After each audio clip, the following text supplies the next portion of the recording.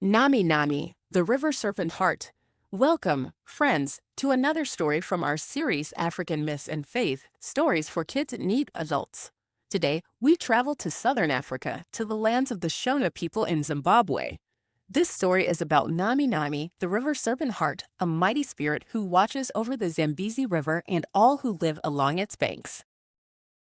Let me introduce you to the key characters first. Nyami Nyami is not just any river spirit. Imagine a giant serpent, part fish, part dragon, with a long, winding body that flows through the water like the river itself. The Shona believe Nyami Nyami lives deep inside the river, hidden beneath the rushing waters, yet always protective of the people who respect his home. Then there are the fishers and villagers, families who have lived for generations along the Zambezi River. Their lives depend on the river's gifts, fish to eat, water for their crops, and the river's floods, which bring new life to the land each year. Our story takes place long ago, before big dams and machines changed the river, back when people and nature lived closely, almost like neighbors.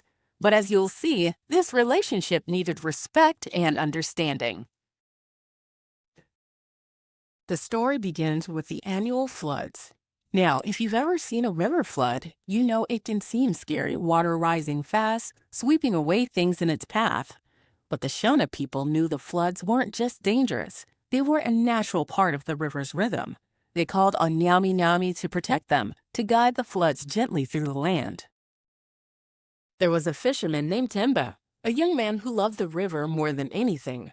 Every morning, he would paddle his small canoe, casting his nets and singing songs of thanks to Nyami Nyami. He knew that if he honored the river and followed its paths, the spirit would keep him safe. One year, something changed. The rains were heavier, and the floods threatened to wash away the village. Some people grew afraid and tried to block the river's path with walls and barriers. They thought they could control the flood and stop the water from coming into their homes. But this angered Nyami Nyami. You see, the river is like a living heart. It needs to flow freely to keep the land alive. When people tried to stop the flood, the river spirit grew restless. The water rose higher, and the fish stopped coming.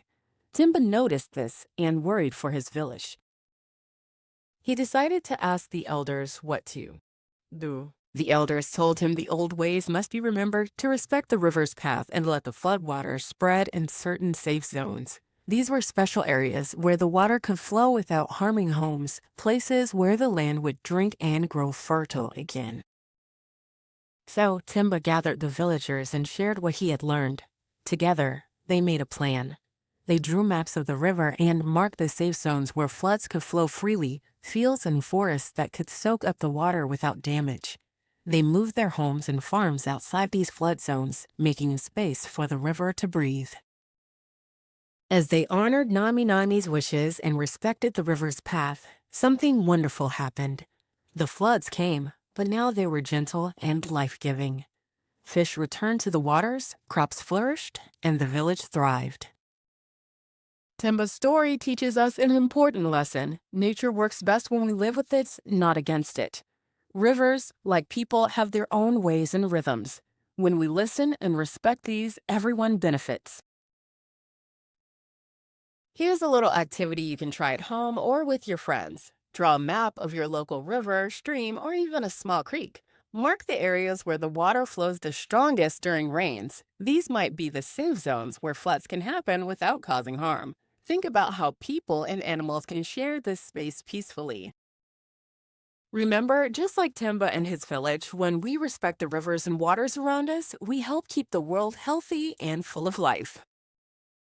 Thank you for joining me to hear the story of Nyami Nyami, the river serpent heart. May we all learn to live gently with the rivers that flow through our lives. Until next time, keep listening, keep wondering, and keep respecting the world around you.